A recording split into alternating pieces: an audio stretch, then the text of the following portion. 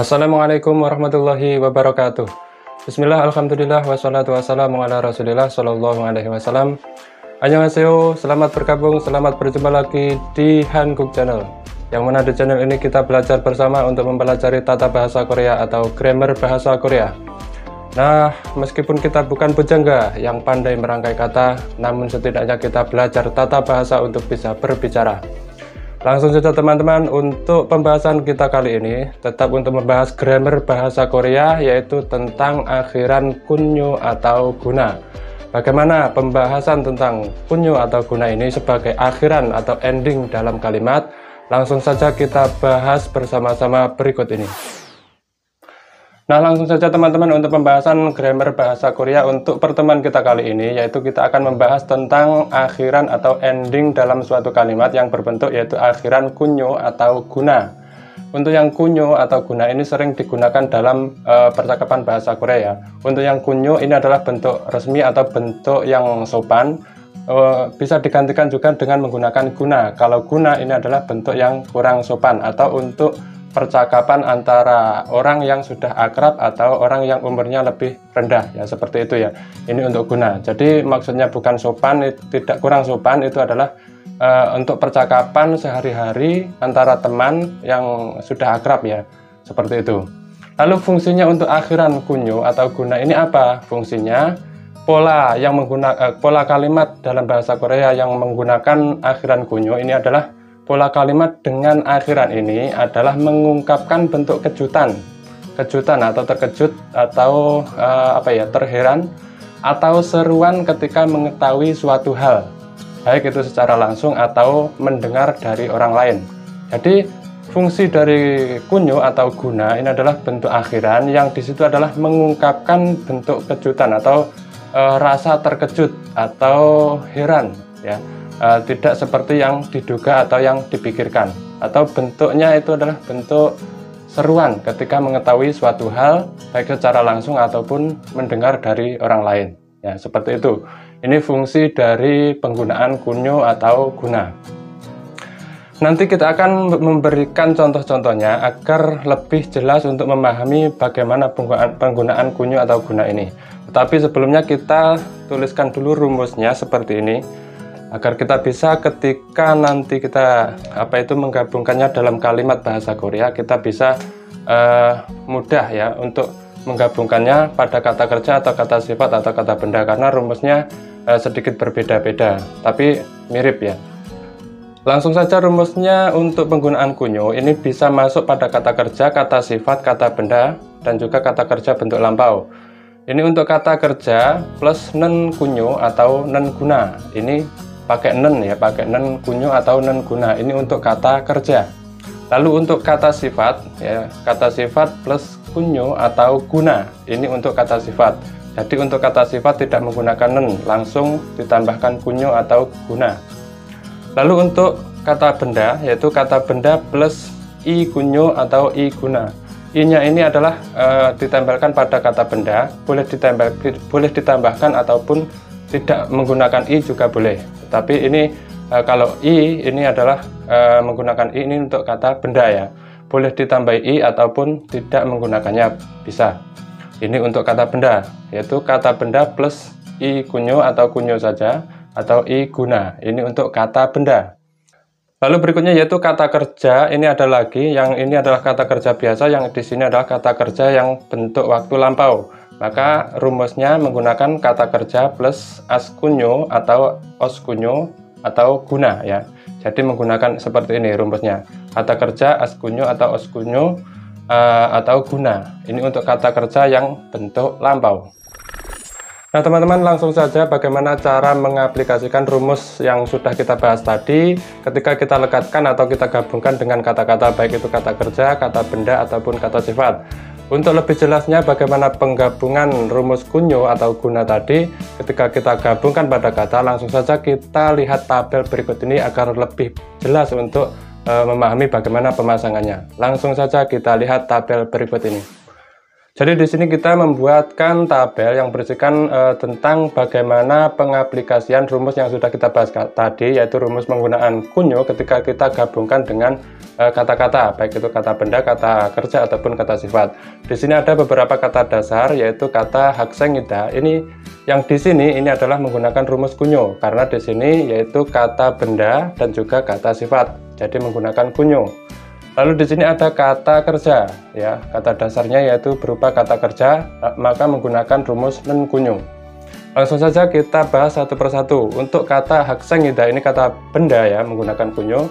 Kata haksengida menjadi haksengi kunyo atau hakseng kunyo. Ini i-nya boleh digunakan ataupun boleh dibuang atau tidak digunakan. Haksengida, haksengi kunyo. Esaida, esai kunyo. Pikun hada, ini kata sifat.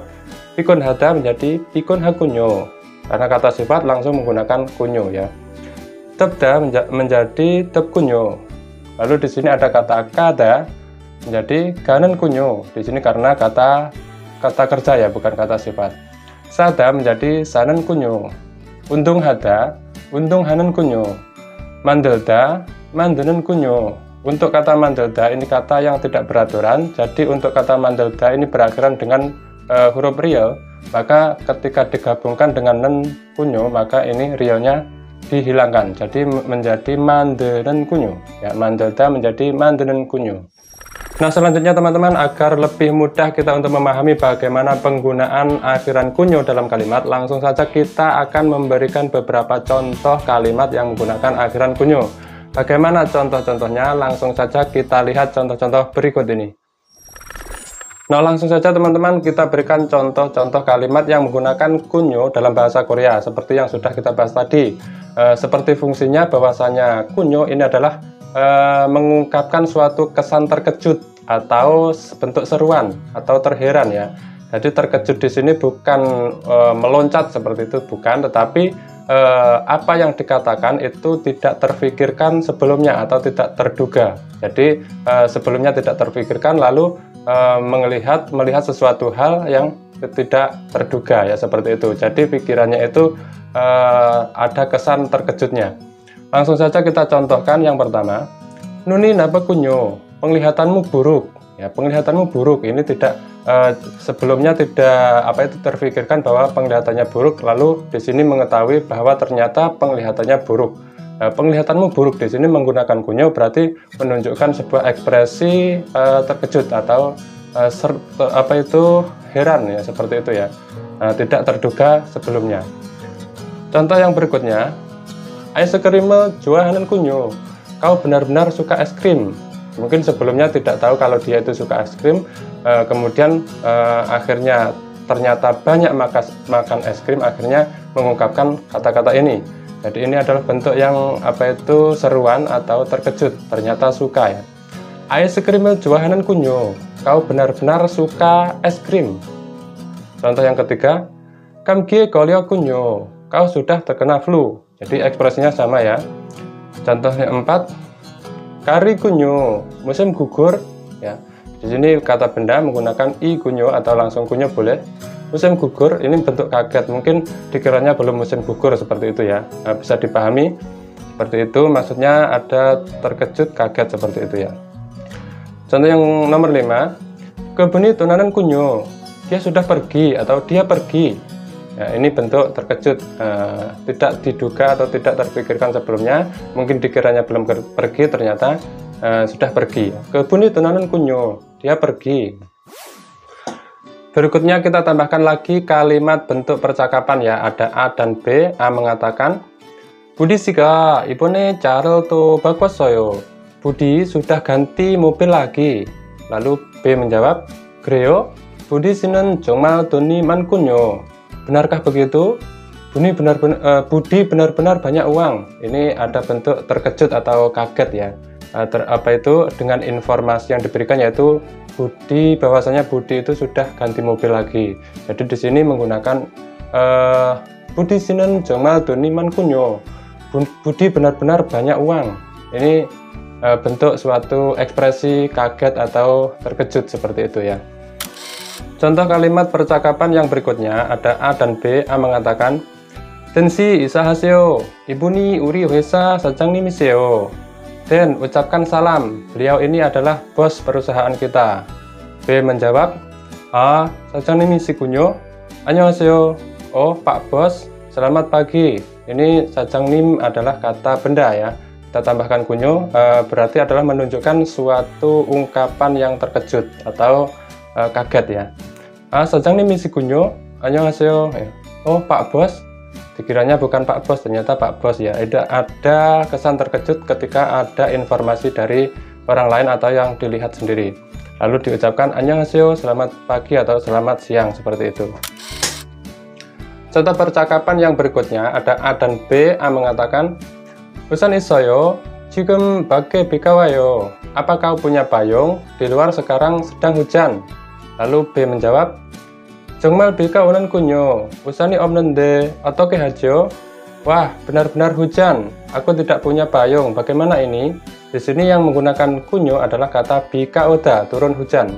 Jadi kata bika onen kunyo ini adalah ungkapan bentuk terkejut atau kaget ya. Karena mungkin diduga sebelumnya itu tidak turun hujan, ternyata setelah dilihat ternyata turun hujan. Jadi ada sedikit kaget atau terkejut seperti itu. 정말 비가 오는 군요. Wah, benar-benar hujan ternyata. 우산이 없는데 어떻게 하죠? Aku tidak punya payung. Bagaimana ini? Nah, begitulah tadi teman-teman pembahasan kita untuk kali ini, yaitu tentang nen kunyo atau kunyo ya, sebagai akhiran dalam kalimat bahasa Korea. Semoga apa yang kita bahas untuk pertemuan kali ini bisa bermanfaat untuk kita semua. Akhirnya apabila ada kesalahan dalam menyampaikan atau menguraikan, saya mohon maaf. Akhirnya wassalamualaikum warahmatullahi wabarakatuh.